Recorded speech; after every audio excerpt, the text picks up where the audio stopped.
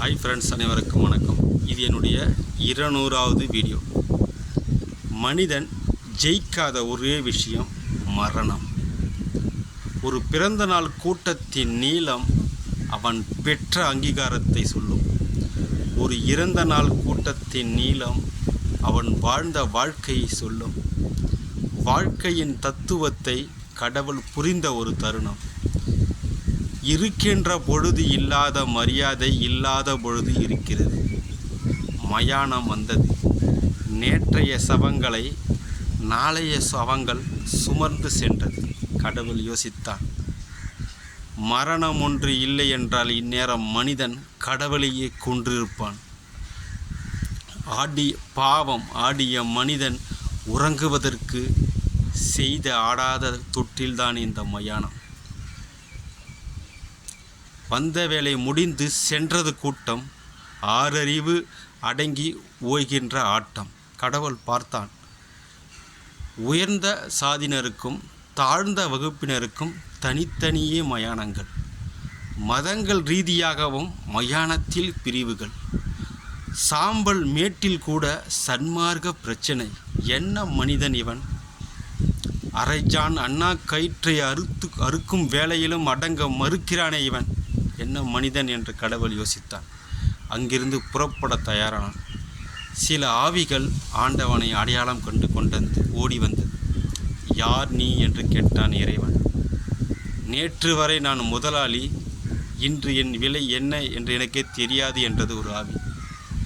80 வயதில் இந்த இடம் எனக்கு தேவைதானா என்று கேட்டது ஒரு ஆவி. எத்தனை ஆண்டு காலம் வாழ்ந்தாய் என்பது அல்ல வாழ்க்கை, வாழும் பொழுது எப்படி வாழ்ந்தாய் என்பதுதான் வாழ்க்கை என்றான் கடவுள். ஒரே அழுகு சத்தம். பெண்ணாக பிறந்தது போதுமடா சாமி என்று கேட்டது ஒரு ஆவி. ஆண்டவன் அருகில் வந்து காதோரம் சொன்னான், ஆணாக பிறந்து பார், அதைவிட கஷ்டம் என்றான் இறைவன். இங்கு இடைத்தேர்தலே வராதா என்று கேட்டது ஒரு அரசியல் ஆவி.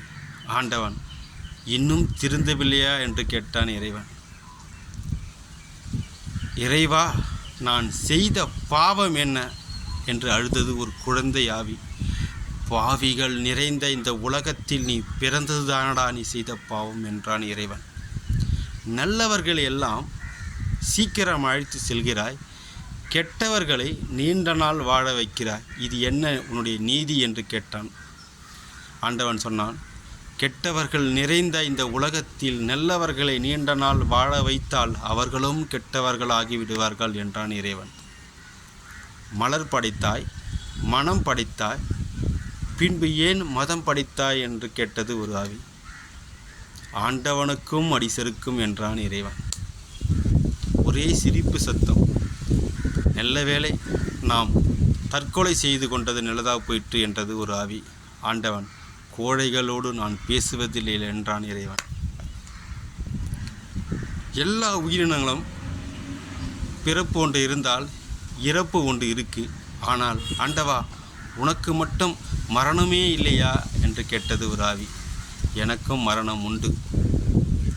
மழலைகள் சிரிக்கும் பொழுதெல்லாம் நான் பிறக்கின்றேன். கேடுகெட்ட மானிடர்கள் செய்யும் ஈன செயலின் பொழுதெல்லாம் நான் ஒவ்வொரு முறையும் இறக்கிறேன் என்றான் இறைவன். ஆவிகளோடு பேசியதில் ஆண்டவனுக்கு 1000 அர்த்தங்கள். மனிதர்கள் என்ற போர்வையில் நடமாடும் மிருகங்களிடமிருந்து விடை பெற்று சென்றான் இறைவன். நன்றி.